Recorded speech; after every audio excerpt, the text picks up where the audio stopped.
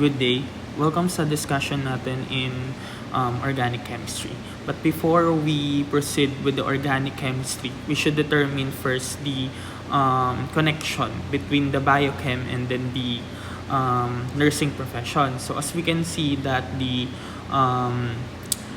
organic chemistry is the precursor in biochem. So before we proceed with the macromolecules such as the carbohydrates, lipids, nucleic acids, and proteins, we should have an explanation behind organic chemistry.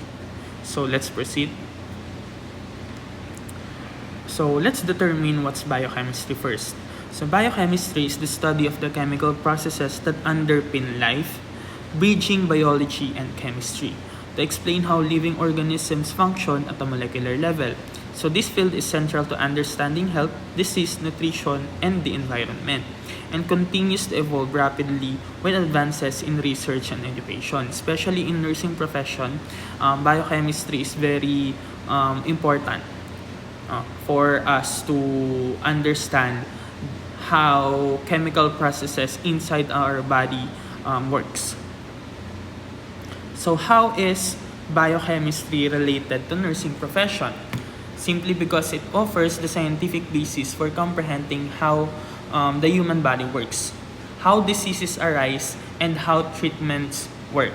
So biochemistry explains the understanding human physiology, how cells produce energy or the ATP or the adenosine triphosphate, and how enzymes regulate metabolism, and how hormones signal changes in our body. So biochemistry also explains blood glucose and electrolytes in our body, which is important in your nursing profession.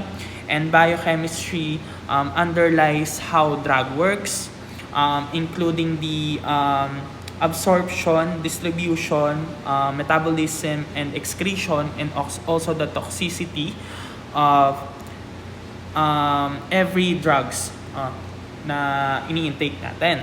And also, biochem explains the enzyme inhibition or activation and receptor binding. So, biochemistry also includes nutrition and metab. And then, nutrition is all about how the body uses proteins, fats, carbohydrates, and vitamins. So, biochemistry also involves pathophysiology such as yung cancer and then DNA mutation, heart diseases such as yung cholesterols, yung mga lipid metab, and kidney failure or yung sa may urea cycles. So biochemistry and organic chemistry. So how they are related. So understanding how the structure, function, and reactivity of biological molecules are supported by the concepts of organic chem. So that's why we discuss the organic chem first before we proceed sa biochemistry. So it is essential to bridging the gap between the biochem and organic chem. So organic chem is the foundational knowledge of biochem. So just like I said, organic chemistry is the backbone or the foundation of the biochemistry. So ito yung pinaka-precursor. So we should understand organic chemistry first before we proceed with biochem. So let's start the lecture in basics of organic chemistry. So in organic chemistry is a branch of chemistry that focuses on the study of carbon-containing compounds. No? So just like I said the last time that organic chemistry is all about carbon and the carbon-containing compounds. So it typically involves carbon-hydrogen bonds or yung tinatawag natin ng mga hydrocarbons. So it explores the structures, properties, reactions, and synthesis of organic molecules which form the basis of life and many industrial products. So organic chemistry is crucial in understanding biological processes, just like I said before, and pharmaceuticals, polymers, and various materials. So organic chemistry encompasses a wide range of compounds from simple hydrocarbons to complex biomolecules and play a significant role in diverse fields such as in medicine, agriculture, and material science. So, organic chemistry is more on the love story of carbon and hydrogen. No? Because pag pinagsama natin silang dalawa, ang tawag ay hydrocarbons. So, the molecules that bridge chemistry and biology. So, that is how they are correlated. So, most common elements in biochem and of course in organic chemistry is the carbon, hydrogen, oxygen, and nitrogen or CHON. So, organic chemistry is the study of compounds containing carbon, and biochemistry is the study of chemistry of living systems. So, what is the historical development of organic chemistry? So, historically, the term organic chemistry dates the late 1700s when it was used to mean the chemistry of compounds found in living organisms. So, early chemists thought organic compound could be produced only through the action of vital force, a special force active in only living organism.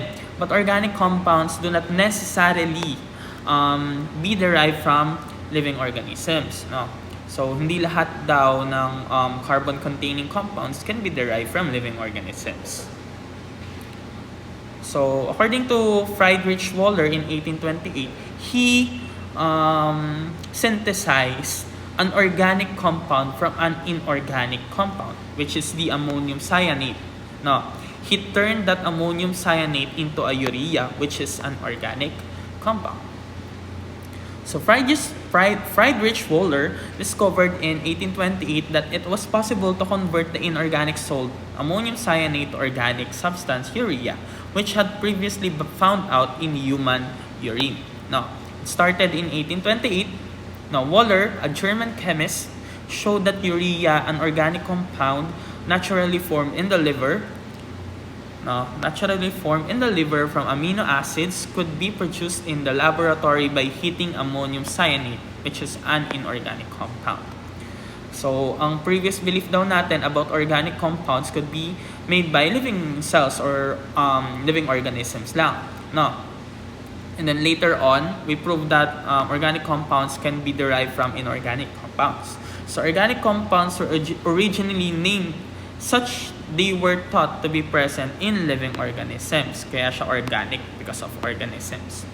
No, that were derived from them. Hence the term organic. So why is carbon special? So why is that carbon is why is carbon has a branch in chem, specifically the organic chemistry? So remember that carbon is tetravalent. No. So when we say tetravalent, carbon atoms can form 4 bonds with other elements or with itself. No, that's why it's special.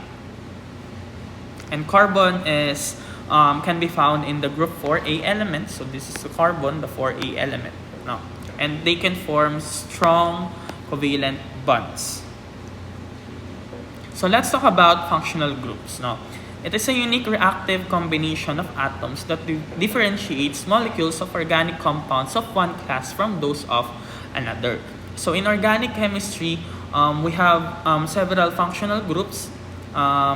So different functional groups have different properties. No? So these are the functional groups that we will discuss. No? So first is the alkane. No? Si alkane ay walang functional group. No, because it is a hydrocarbon.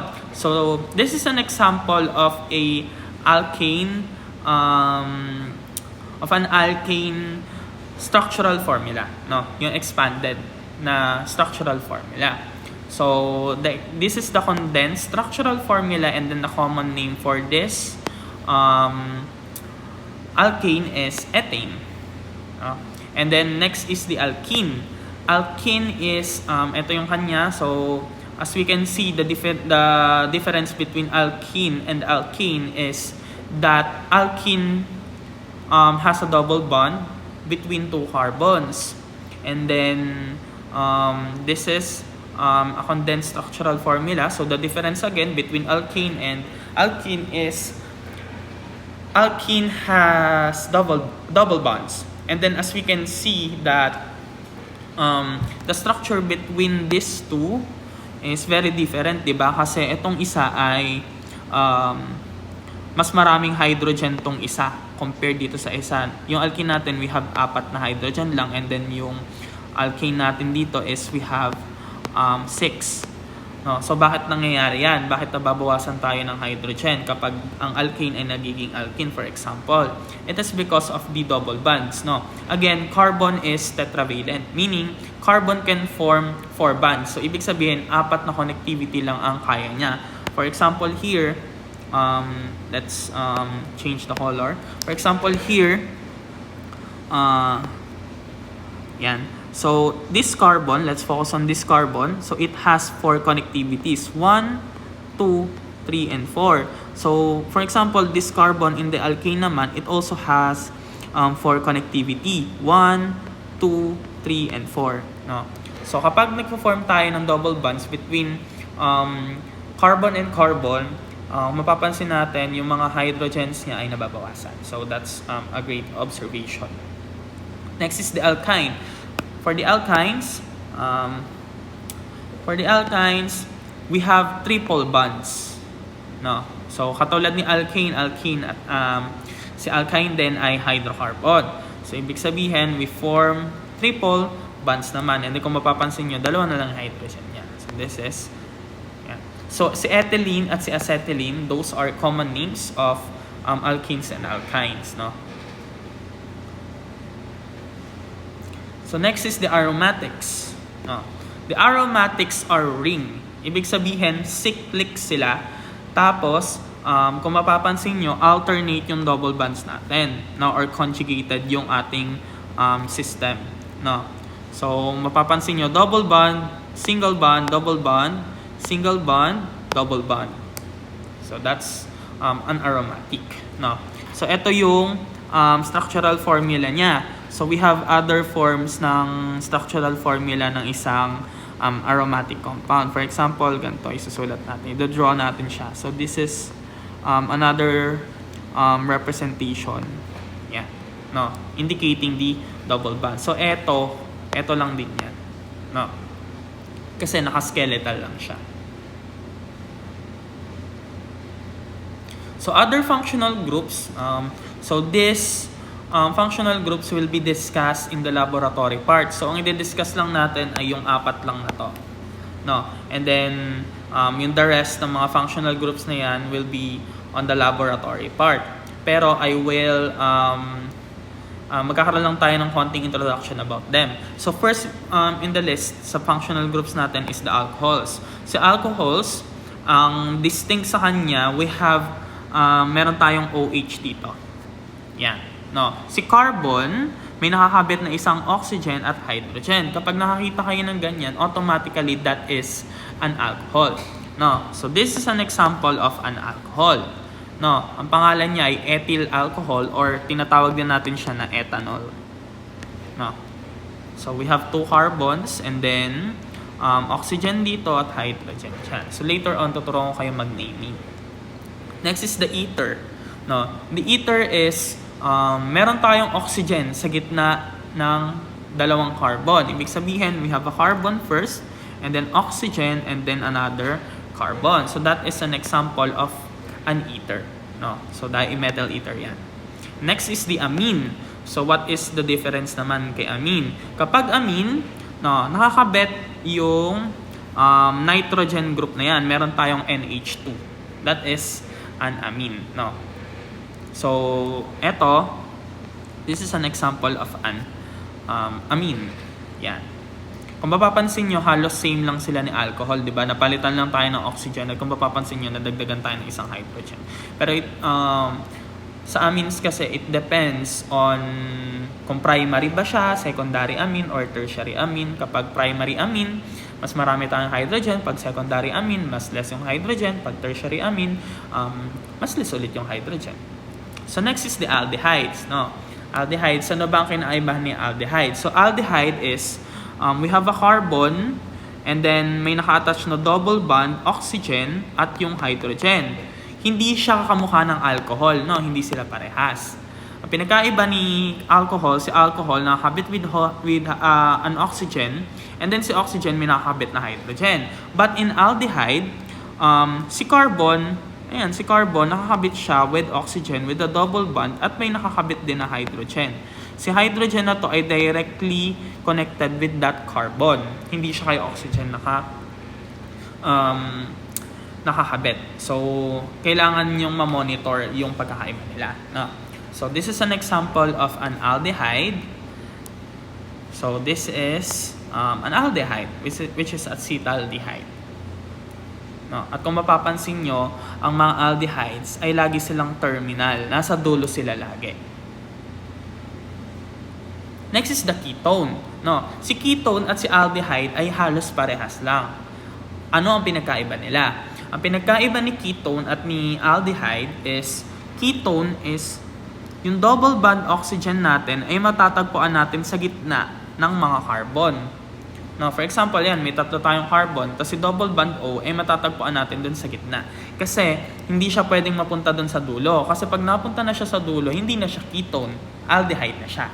So remember that, kapag ketone, matatagpuan natin sa gitna yung double bond O, no, na nakakonect sa may carbon.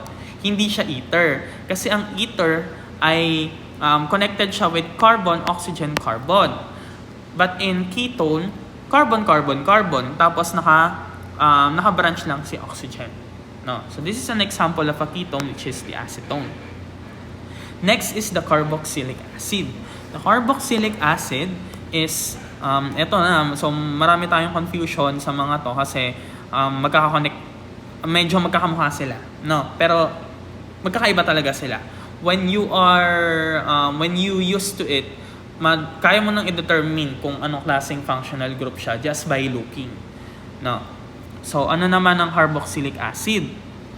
Sa carboxylic acid, kung mapapansin nyo, we have a carbon, a double bond oxygen, so mukha siyang aldehyde or ketone, and then may nakakonect ulit na OH. Para siyang pinagsamang ketone or aldehyde and alcohol. Ang pinagkaiba, may ganyan tayo. No? So, yon. So, how do we write that? For example, this is an example of a carboxylic acid. No? This is acetic acid or ethanoic acid. No? Yung kanyang name. So, carbon-carbon, and then sa carbon na yan, may connected tayong double bond O, and then meron tayong OH dyan. Diba? So, that is a carboxylic acid. Next is ester. No? Si ester ay para lang ding ether. No? May similarity sila. Ang pinagkaiba lang, yung carbon mo, it's either ito or pwede rin tong kabila. No? Basta yung kahit alin sa carbon na yan na may connected na oxygen, diyan, ay may nakakabit pang isa pang oxygen na naka-double bond doon. So, we can easily observe the ester. So, that is an ester. Now, next is the amide. For amide, para lang din siyang amine. No? Ang pinagkaiba lang, para siyang katulad ni ether at ni ester. Si amine at si amide ay parang ganun lang din, no? So we have this group, the nitrogen, and then meron tayo naka-connect na double bond O doon. So that's it, no? And then para madali nyo silang madadetermine in terms of just condensed form. Sir, paano po kapag naka-condensed form sila at hindi sila naka-structural form? Paano natin malalaman kung ano paano natin malalaman kung ano siya, no? Kung anong functional group. For example, this alcohol, no? Ibahin natin yung color para hindi tayo malito. No? For example, this alcohol. So this alcohol, how do we write the condensed? So this is the condensed form. So CH2, CH2, and then OH. Kung mapapansin nyo, ganyan siya isulat. And then this one naman, paano naman to? So this is CH3O, CH3. Ganyan siya isulat. So katulad lang din yan, naalisin lang natin yung mga dash-dash. And then this one is CH3NH2. So how do we write this one, the aldehyde? Kasi may double bond. No. So i-write natin siya as CH3C and then O and then H. So parang kamukha nito, no? Parang magkamukha si alcohol at si aldehyde. But there's a difference because we have less of hydrogen. Kung mapapansin nyo, wala tayong hydrogen sa pagitan ni oxygen at ni carbon, di ba? So wala tayo dyan. And then, how do we write this one naman sa ketone? So CH3, C, and then O, and then CH3. So yon, para madali nating ma-determine. Ibig sabihin, wala ulit tayo sa pagitan nito. So parang aldehyde siya, wala tayong hydrogen sa pagitan ni carbon at ni oxygen kapag ni-write natin yung formula. And then this one naman is CH3COOH. Kasi we have 2 oxygen, kaya COOH siya. And then this one is CH3OOCH3. Yan, ganyan siya. And then this one naman is CH3CONH2. So that's it. Yan. So, what are the methods of writing formulas? So, last time, tinuro na natin to in introduction. So, we have 2 types. The expanded structural formula and then the condensed structural formula. So, yung condensed yung kanina, yung sinulat ko, di ba? So, what is the expanded structural formula? This is the expanded. No? A structural molecular formula showing all covalent bonds. Ibig sabihin, pinapakita natin yung bonds. And then the condensed structural formula naman showing the general arrangement atom without showing all covalent bonds. So this is also correct kasi hindi naman natin lahat pinakita, no? Pero ito yung mas ginagamit natin, yung katulad nung sinulat ko dun sa kanina. Yung ginawa nating condense yung mga structural formula. So, let's have a sample problem. So, write a condensed formula for each of the following compounds. Ano yung kanilang mga condensed formula? So, tuturuan ko kayo kung paano to i-transform ito condense. So, let's start with this group. No, so, this group is CH3. Diba? So, mag-iba tayo ng color. So, try natin yung red. So, this group naman is another carbon group. So, we have 2 hydrogen. Kaya isusulat natin siya as CH2. And then, the next group is this group. Diba? So, ano naman yung another CH2 ulit. Yan, CH2. And then, the next is this part. Diba? So, just like the first one, we have CH3. So, that is the answer. No? Pero meron pa tayong ibang possible answer. This is also correct. Yung, isulat natin yung isa pang structure niya. So, CH3 open, CH2 close, 2 CH3. Sir, magkaparehas lang po ba yan? Sir, parehas po ba silang tama? Yes. Parehas silang tama, no? Ibig sabihin, kaya lang tayo naglagay dito ng open and close parenthesis na 2, it is because we are representing these 2. Kasi 'di ba, dalawa silang magkasunod at parehas lang naman sila. So we can do that. No, magka-close tayo at 2, indicating that we have 2 carbon or hydrocarbons na nandyan. So this one naman, let's name this one, the second one.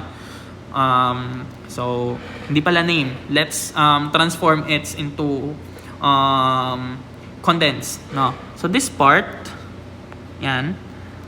So, another CH3 yan. Now, this part, no, ito yung medyo crucial na part. No, kailangan nating ma-determine kung ano yung longest chain. So, we can see that the longest chain is yung isang diretso, di ba? So, how do we write? No, so, ito muna tayo. Focus muna tayo dito. So, CH. Now, we cannot proceed dito sa susunod. Kasi, meron tayong naka-branch, no? Ibig sabihin yan, meron tayong branching. Etong part na yan, na branch na yan, isusulat natin siya. How? We should use open and close parenthesis. So, open natin yan, CH3, i-close natin, and then, we should proceed with the next group, this one. So, another CH2, and then, this one, the CH2, And then the last one is CH3. So that is the condensed structure of these expanded compounds. No? So yan. Ito lang din yung answer sa kanina. So this is correct also, and then this is, and then this is. No? So try nyo to. Ano pa yung ano niyan? Yung iba pa. So pwedeng ang iba niyan, magkakaroon ka lang ng 2 dito. Diba? So yun yung sagot dito. So let's talk about hydrocarbons. Again, hydrocarbons is the simplest of all organic compounds, contain only carbon and hydrogen. Basta carbon at hydrogen lang, hydrocarbons sila. So meron tayong saturated hydrocarbons and unsaturated hydrocarbons. When we say saturated hydrocarbons, ito lang ay yung mga alkanes, no? In which carbon is bonded to 4 atoms by single bond. Ibig sabihin, there are no double or triple bonds. Yun ay saturated. Kapag unsaturated naman, kapag unsaturated, ang tawag sa kanila ay alkenes, alkynes, or aromatics. So, kapag ginroup natin yung hydrocarbons, nag-iisa lang si alkanes na saturated, and then the alkenes are unsaturated, as well as the alkynes, and then the aromatics. So, this is an example of a meme na finally we can understand, in naming. So remember that alkanes have A and E sa dulo ng pangalan. For example, an airplane, ang airplane, so yan ay A and E kapag siya ay alkane. And then E and E naman ang pinapalit natin kapag siya ay alkene. And then Y and E kapag siya ay alkyne. So let's start with the alkanes. Again, alkanes are saturated hydrocarbons. And then single bonds between carbon-carbon, diba? And then no other atoms, of course, because that is a hydrocarbon. And then alkanes can be cyclic or chain. When we say chain, isang diretso siya na ganyan, And then when we say cyclic, pwede siyang paikot na katulad nito, So the formula for the alkanes is CnH2 multiplied by N plus 2. So how? For example, the N is equals to 2. So ibig sabihin, C2H2 multiplied by 2 plus 2. So ano yan? So C2H2 times 2 is 4 plus 2 is 6. Ibig sabihin, ito yung formula natin. So, how do we write this one? In this form. So, tapos C, since we have 2 carbons, and then the 6 hydrogens. 1, 2, 3, 4, 5, and 6. So, we have a structure. So, ganun lang.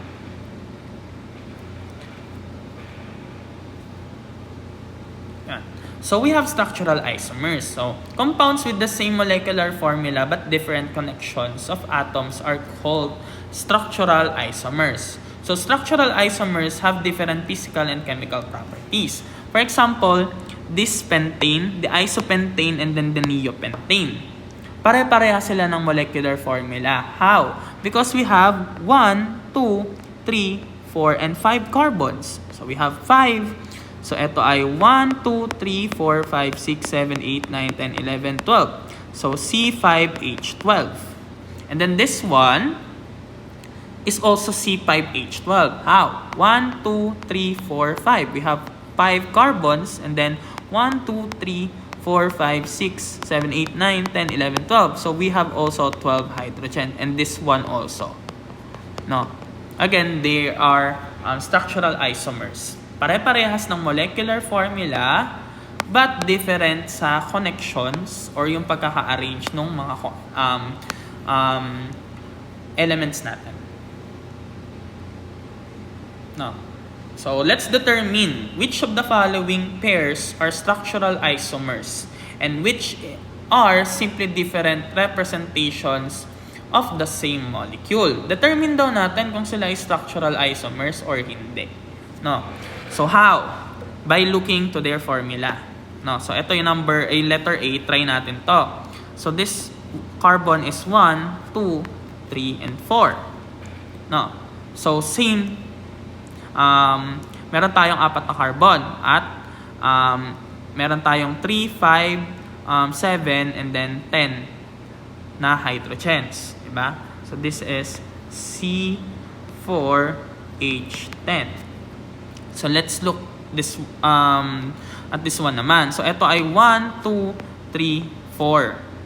So C4 and then 3, 5, 7, 10. So H10 din. No. Ngayon, sila ba ay structural isomers or hindi? No. Hindi sila structural isomers. No. Why? Bakit? Kasi different representation lang naman sila ng same molecule. Ito ay nakapaliko lang na ganon at ito ay diretso lang. Pero wala namang pinagkaiba. So, observe niyo mabuti. Wala namang pinagkaiba sa kanilang pagkaka-connect, di ba? The connection between the carbons ay pare-parehas lang. No, iba lang yung shape. No, ibang representation lang. So, this is not an example of a structural isomer. So, let's try this one naman, si letter B. So, for letter B, mag-iba tayo ng color. For letter B, this is the carbon 1, the carbon 2, the carbon 3, and then the carbon 4. No. So, this one naman sa kabila, tama ba kung dito tayo mag-start ng bilang na 1, 2, 3, at 4? No, hindi. Because, kapag dito tayo sa kabila nag-start ng bilang, so as we can observe, 1, 2, 3, and 4, they are the same. Diba? Same lang sila. No, but different ng representation. No, mirror images of each other sila. Diba?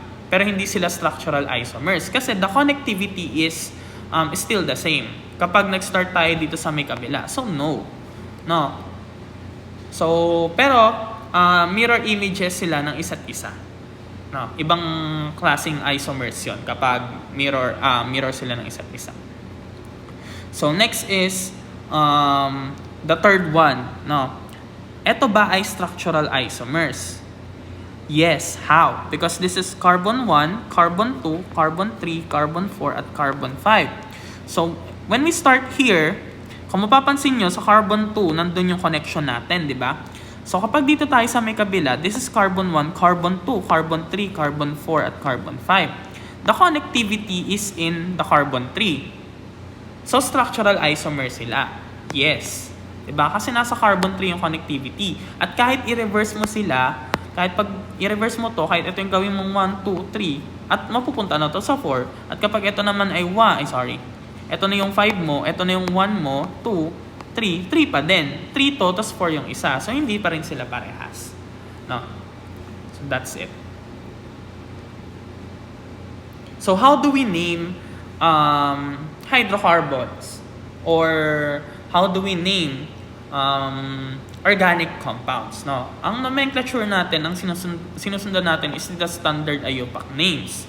So, by number of carbon atoms, we use prefixes. For example, we have 1 carbon, ang prefix niya ay met.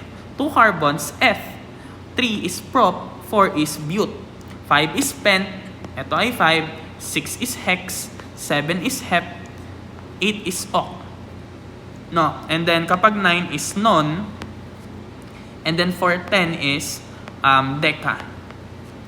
Yan. Pag 11 is undeca, pag 12 is dodeca, and so on. Pero we'll limit hanggang 10. No. Kapag linear daw, we use N dash. Kapag cyclo, we put cyclo sa unahan. And then kapag may halogen sila, we put or halogen sa periodic table, the fluorine, chlorine, bromine, iodine, we use fluoro, chloro, and bromo. And then, paano naman daw kapag more than one substituent of the same kind? No. For example, we have substituent na parehas. Kapag substituent, yun yung branch, no? So, later on, magkaka-example tayo dyan, no? So, ano yung mga ginagamit natin? We use di, tri, and tetra. Kapag di, dalawa. Kapag 3, tri. And then pag 4, tetra. Bakit wala, sir, isa? No? Kasi wala ka namang ano, 'di ba? Wala namang kamukha. So ibig sabihin, nagagamit lang natin siya for more than one substituent. More than. No. And then what are the suffixes? Na-discuss ko na kanina yung suffixes or yung sa dulo ng name. For example, for our alkane is A-N-E, alkene is E-N-E, and then alkyne is Y-N-E. No? And then for alcohols and other functional groups, meron tayong iba-ibang suffixes doon. No? And then sa laboratory naman siya madidiscuss. So how do we name alkanes? For example, we have one carbon atom. Ano yung molecular formula niya? The CH4. Ano yung expanded formula niya or structural formula? The CH, H, and H, and H. No. So what's the name? We name that since we have one carbon, we use meth, 'di ba? And then since that is an alkane, we use ANE. So we have alkane. Next is kapag dalawa, ethane. Kapag tatlo, propane. Kapag apat, butane. Kapag lima, pentane. And then 6 is hexane. 7 is heptane. 8 is octane. 9 is nonane. And 10 is decane. So that's how you name them. So how to name a compound? No, may fina-follow tayo na rules. So these rules ay kailangan kabisado nyo yung rules na to. Ano? So step 1 is find the longest continuous chain. No. For example, in this compound, yan, hanapin daw natin yung pinakamahabang chain. So how do we determine the longest chain? By numbering them, 'di ba? And then syempre, determine natin kung paano sila liliko. So let's start the numbering from this one. No. Observe nyo lang kung sino yung sa tingin yung hahaba siya or yung pinakamahaba. So this is na carbon number 1, the number 2, the number 3. Ngayon, saan tayo pupunta? Sa kaliwa or sa kanan? Sino sa tingin nyo yung mas magiging mas mahaba siya? Of course, the kanan. 'Di ba? Kakanan tayo, hindi tayo pwedeng kumaliwa. So 4 and then 5. So that's the longest chain, 'di ba? So hindi pa, 'di ba? So kailangan dyan is trial and error. No? Kailangan natin ma-determine. So, ang gagawin natin, mag-numbering tayo ulit ng ibang, sa ibang way naman tayo mag-numbering. So, try natin dito tayo mag-start ng 1, 2, 3, 4, and 5.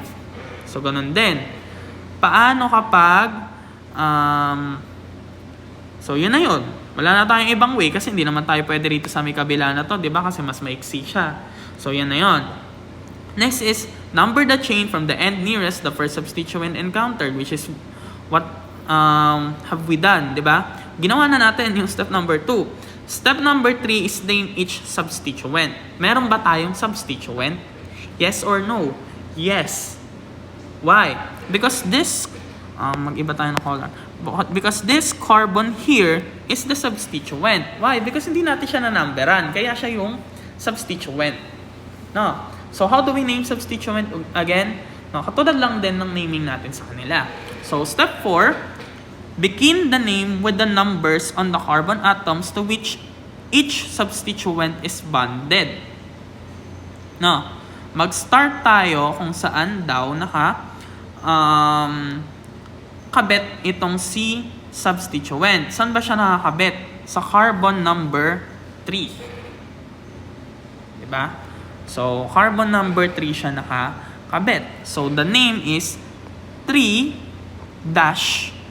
The name of the substituent is what? Yan ay isang carbon lang. So, we start with meth. No, at ang mga substituent, they end with IL. No, kapag substituent, katulad niyan, na hydrocarbon, pagkakombine natin sa dalawa. So, 3-methyl. Now, no. So, step number 5, when 2 or more substituents are present, list them alphabetically. Ignore the prefix when alphabetizing. So, sa step number 5 ay hindi natin gagawin. Why? Because we only have one substituent. Wala naman tayong maraming substituent, di ba? Gagawin lang natin ito sa step number 5 kapag meron na tayong substituent na marami. So, na-name na natin yung substituent. What's next? Let's name the chain. So, this is your chain, di ba? Or yung parent chain mo. So, 1, 2, 3, 4, 5. So, we have 5. So, kapag 5, we use the pent name, di ba? And since that is an alkane, why that is an alkane? Because single bonds lang yung connectivity nila. The name is 3-methyl pentane. So, that is the answer. So, that's how we name. So, for examples, no. So, examples, I think this one should be your activity. No? So, this will be your activity. This is number 1. This is number 2. Number 3. Number 4. Number 5. Number 6. And number 7. No? Para ma-practice din kayo. Yan. So, sagutan nyo yan and then it will be submitted in Google Classroom para ma-practice kayo. Again, follow this steps for you to be able to name this one. No? So, pero bibigyan ko naman kayo ng hint. So, dito sa number 1, we have one substituent, di ba? No? Isa yung substituent natin. Hindi siya pwedeng maging dalawa because again, we count the longest chain. So, the longest chain is 1, 2, 3, 4, 5, 6, and 7. Diba? And then, sir, bakit pabalik tayo nag-numbering? No? Because the name of the compound should be the lowest, sa lowest numbering tayo nagbe-base. Kasi kapag dito tayo nag-start, 1, 2, 3, 4, 5, ito magiging 6 na, ito magiging 6-methyl na yan, di ba? So, hindi naman pwedeng ganon. So, dapat ang sinusunod natin ay 2-methyl. Between 2-methyl and 6-methyl, the most correct is the lowest possible number. Kaya kung makakita kayo ng substituent, dun kayo mag-start ng numbering. No? Kung saan malapit si substituent. So, for example, for number 4, this is your 1, this is your 2, this is your 3, this is your 4, 5, and 6. No? So, ganun din dito. So, ito 1, ito yung 2. Why? Because, hindi tayo pwedeng maglagay ng 2 dyan kasi mapapalayo tong isa. At ito yung priority natin. No? And then, ganun din dito sa may kabila. No? And then, dito sa may number 6. No, so dito medyo mas crucial siya, no. So kailangan niyo lang i-determine kung sino ang mas priority between chloro and bromo. And then para ma-practice kayo. So eto naman kung mapapansin niyo, meron tayong cyclic dito. Kapag may cyclic, gagamit tayo ng cyclo sa naming, 'di ba? And then since dito naman sa number 3, so for number 3 you have 3 substituents, 'di ba? So 1 2 3 1, 2, 3, 4, 5, 6, 7. So, we have 3. So, according to this one, we use if you are more than one substituent of the same kind, which is the same kind, we use tri. So, yan ay magiging trimethyl. No? So, yan ay trimethyl. And then, this one is, another topic, no? No. So, yan. Yan, pwede tayong mag-ISO, yung mga ganon. So, it's for you to practice na lang din about yan. No. At, sir, bakit pala bigla na lang naging linya-linya yan? No. Remember that 1, 2, 3. So, 1, 2, 3, 4. Ang tawag natin dyan ay yung skeletal form niya. And then, ano naman yung form niya na expanded structural. And then, ito lang din yun. Carbon, carbon, carbon, and carbon. And then, of course, we have hydrogen dito, hydrogen dito, hydrogen dyan. Then, another hydrogen dito, another hydrogen dito, another hydrogen dyan, hydrogen dito, hydrogen dyan, hydrogen dito, at hydrogen dito. And then, paano siya naging kamukha? Paano naging magkamukha itong dalawa na to? Because this is your first carbon, the another carbon, the another carbon, and then the another carbon. Ito lang din yun, no? No. And then 1, 2, 3, 4. No, hindi lang natin sinusulat si hydrogen. Pero that's how you write that. Para mas makatipid tayo sa space. Yan. Ito pala, yun si methyl. No. So another example, draw condensed structural formula and bond line structure. So dalawa, yung katulad nung etong ginawa natin na to at ito. Gagawin daw natin to dito sa may example na to. Again, draw a condensed structural formula and bond line structure for 3-ethyl 2-methylhexane. Yan. Paano yung gagawin natin ngayon dyan? So we should determine the name. The name is 3-ethyl 2-methylhexane. So hexane siya, ibig sabihin we have 6 carbons, di ba? So kung isusulat natin yung formula niyan, this will be 1, 2, 3, 4, 5, and 6. How? Because this is your 1, the 2, the 3, the 4, the 5, and the 6. And then according to it, sa pangatlong carbon daw, we have ethyl. No, so ibig sabihin sa pangatlong carbon here, we have ethyl. May paganyan siya. Sir, paano yan naging ethyl? This is your carbon first and then yung carbon second mo. Diba? And then 2-methyl. So sa pangalawang carbon daw, we have the methyl group. So the answer is, so mas malinis na version, the answer is here. So yan. May carbon ka dyan, and then meron kang ganyan dito at nakakonect. So that's the answer. No. So try natin siya nakakondense na structural formula. And then yung bond line structure, nagawa na natin. So condense ay so gagayahin lang natin to, 'di ba? Gayahin lang natin siya. So C hydrogen, hydrogen, hydrogen, and then carbon ulit. Sa taas, meron tayong C, hydrogen, hydrogen, hydrogen. And then, since apat dapat yan, meron kang hydrogen dyan. So, remember that ha. Kailangan kompleto yung apat na bonds na meron yung carbon natin. Then, carbon ulit. And then, sa baba, meron tayong carbon. Diba? So, meron kang hydrogen dyan. And then, since yan ay ethyl, so meron kang hydrogen dito at hydrogen dito. At meron ka pang isa pang carbon. Since yan ay ethyl nga, diba? Dalawa. So, hydrogen, hydrogen, and hydrogen. And then, the fourth carbon na. O, dito pa lang tayo. So, carbon, hydrogen sa taas, hydrogen sa baba. And then, the fifth carbon. The carbon, hydrogen sa taas, hydrogen sa taas. And then, the sixth carbon, hydrogen, hydrogen dito, at hydrogen. So, that's the condensed na expanded. No? So, how do we write naman yung isa pang formula? No? So, paano yun? Let's start tayo with the CH3. So, this part. No? This is your CH3. The next is this part naman. So, CH lang. No? Kasi, we have an open and closed parenthesis, which is etong part na to. Yan, the CH3. Diba? Then, close natin. And then, the third part is eto naman. So, CH. So, another CH ulit. Ay, sorry. Another CH.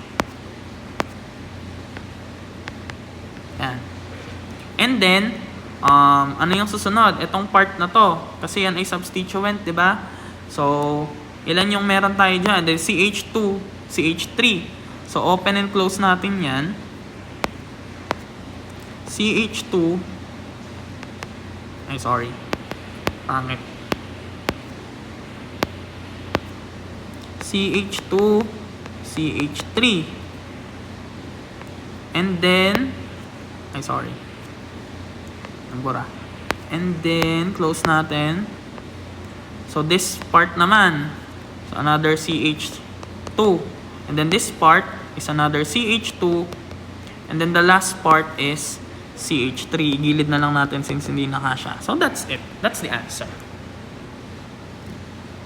So, ito yung sinasabi ko sa inyo kanina. The iso, sec, and third. No? Kapag we are dealing with substituent. So, mapapansin nyo dito sa pinagagawa ko na to, eto, kay number 2, etong part na to. Yan, meron tayong iso dyan. No? Ang pangalan niyan ay isopropyl. So, kapag nakakita tayo ng mga ganyang klaseng substituent, yan yung in-name natin. So, that is also correct. Kung gusto nyo mag-stick with the IUPAC, you can do that.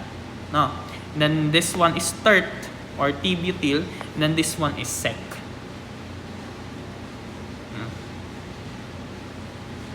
So, ayan. Ayan, ito siya. No? So, how do we name this one? No? So, again, find the longest chain. Anong longest chain? And then, next is determine the substituents. Meron kang methyl dito. And then, you have the isopropyl. Diba? So, again, the only prefix which is used when putting the substituent in alphabetical order is iso, as in isopropyl and isobutyl. The prefixes sec, tert are not used kapag magne-name. So, try to name nyo to. No? Ibig sabihin, hindi dapat siya kasama. No? So, we're sticking with the propyl part and then the butyl part sa naming nito. Next is alkenes. Now, for alkenes, alkenes again are unsaturated hydrocarbons. And then, ang alkenes dapat meron kang at least one double bond. Kapag nakakita ka ng double bond na ganyan, ibig sabihin yan ay alkene. So, the formula is CN2N. CnH2n. No. So, ano ang naming natin? Identify again the longest chain just like the alkanes. Number to give the alkene the lowest possible number. No. Again, katulad ng ginagawa natin sa mga substituent, kung saan yung matatagpuan si double bond, yun dapat yung lowest possible number. And then name ends with ENE. No. So, assign cis-trans or EZ to any alkenes that can exhibit cis-trans isomerism. Pag nagkaroon tayo ng cis-trans na isomers. So, for examples, how do we name this one? Again, ang rule natin, kailangan natin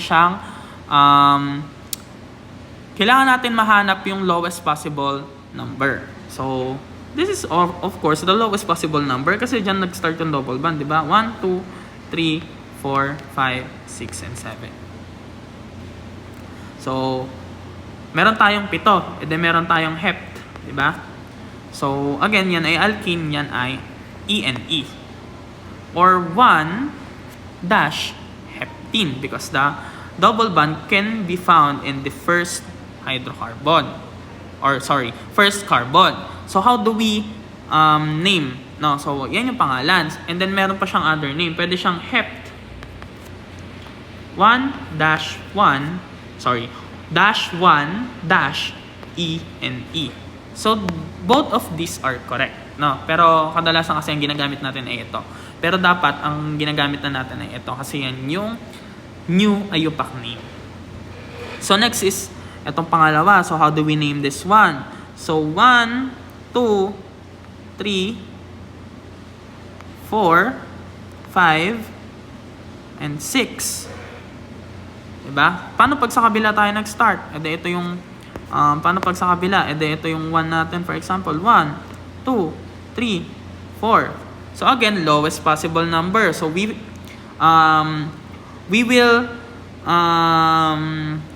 tawag doon, we will follow the red one. So, yung susundin natin yung pula. No? Kasi yun yung mas tama. Kasi lowest possible number. So, how do we name this one? Meron tayong 6. 1, 2, 3, 4, 5, 6. Ay, sorry. Ito pala yung 6. Ito pala yung 7. Again, we have 7. Diba? So, yan ay hept. Diba? Hept. And then, 3, and then in. Yan yun. And then, we name the substituent. So, meron kang ethyl dito at meron kang methyl dito. So, we have 3 ethyl. Sir, bakit mauna si ethyl? Because, letter E yan, di ba? Mauna si E kay M. Kasi ito ay methyl. Dash, 6 methyl, hep, 3 in. So, ayan yung name niya, ang haba. So, next is this one. No, ito ay cyclo. So, paano kapag cyclo? E we name again with the first one. Ito yung 1. Ito yung 2. No? Or pwedeng ito yung 1 natin. Ito yung 2. This is 3, 4, 5, and 6. So, how do we name? So, meron tayong substituent na dalawa. So, yan ay 3. Quit 3. Since we have di-methyl. Yan. Cyclo. Ilan yung ano natin? 6 yan, di ba? So, hex yan dapat. Cyclohex dash 1 in. So, yan yung pangalan niya. So, paano naman dito sa kabila? No, itong part na to. So, how do we name this one? So, 1, 2, 3, 4, and 5. No, so, meron pa tong other name. Yan ay naka-cis. No?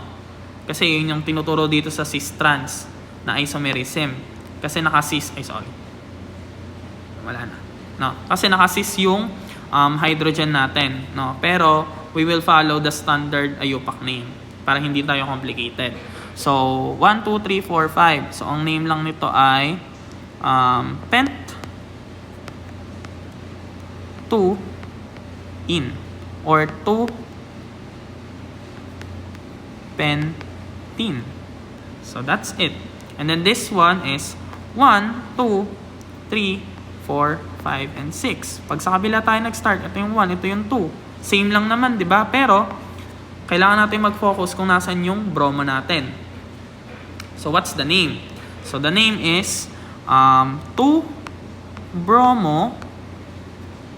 Yan. Pwedeng 2-bromo. And then, dash. I-follow natin itong old style. So, 2. And then, meron tayo kay 4. 2. And then, 4.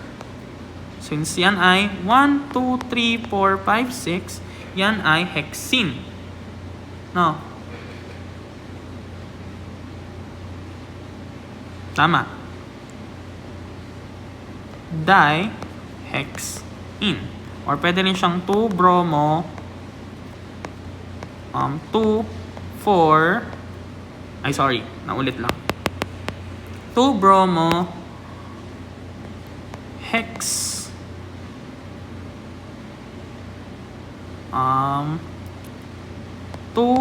4, diene. Yan.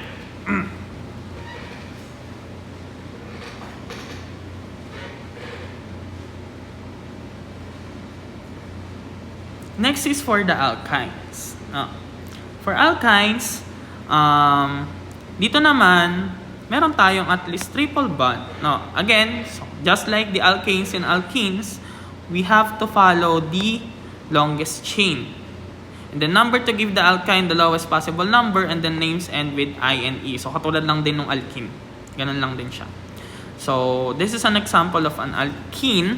So, this one is 1, 2, 3, and 4. Because we follow the kung saan yung smallest possible. So, yan ay 1, 2, 3, 4. So, meron 1 butane. Or but 1-ine. So, this one naman is 1, 2, 3, 4.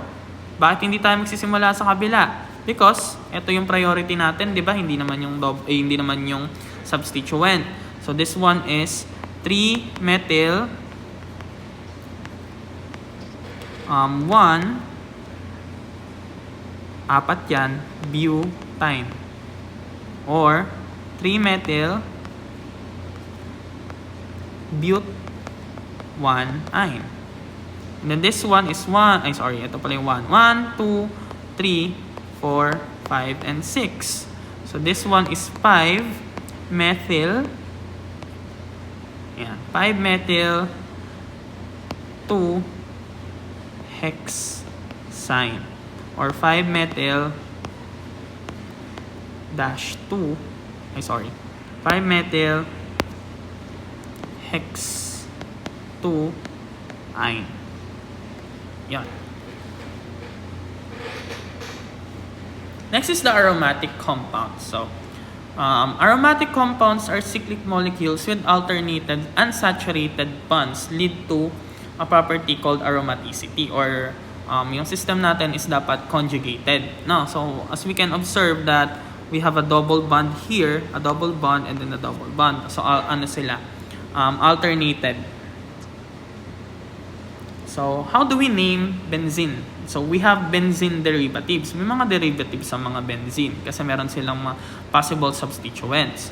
So guideline number 1 is when a single hydrogen of the benzene ring is replaced, the compound can be named as a derivative of benzene. So for example, the ethyl benzene. This is ethyl benzene because we have ethyl. Then the nitrobenzene because we have NO2. Bromobenzene have Br, and then the chlorobenzene has Cl. So you should remember that.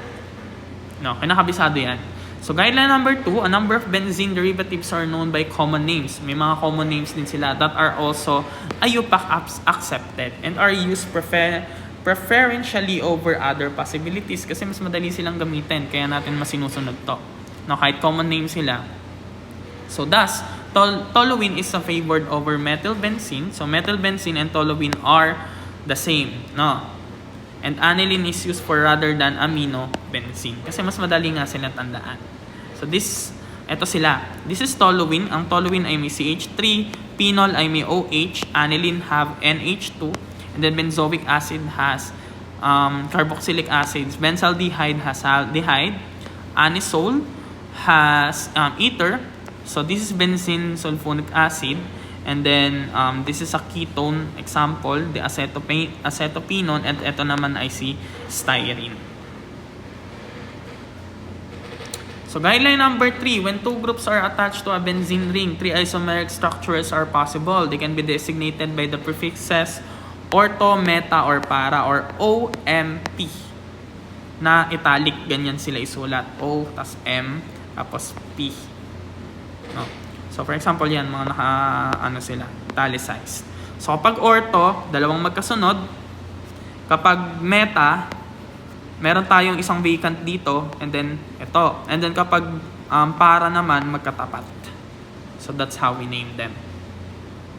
Guideline number 4, when two or more groups are attached to a benzene ring, their positions can be indicated by the numbering of the carbon atoms of the ring so as obtain the lowest possible numbers for the attached position. So katulad lang din ng ginagawa natin sa mga cyclo kanina. No.